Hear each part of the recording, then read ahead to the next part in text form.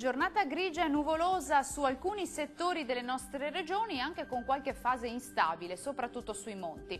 Vediamo il dettaglio. Sul Veneto nuvolosità su buona parte della regione, ma in un contesto comunque asciutto e per lo più soleggiato. Qualche breve rovescio sui rilievi occidentali del Bellunese e su quelli del nord vicentino.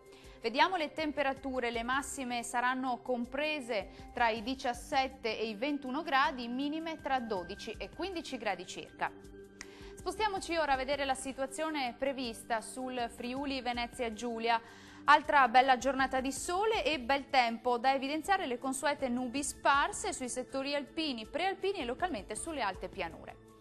Temperature stazionarie, massime previste tra i 19 e i 21 gradi, valori minimi tra 10 e 13 gradi circa. Concludiamo infine con uno sguardo al Trentino Alto Adige. Qui avremo cieli diffusamente nuvolosi con rovesci sparsi e anche qualche temporale sull'Alto Adige e sul nord trentino, altrove invece sarà più soleggiato.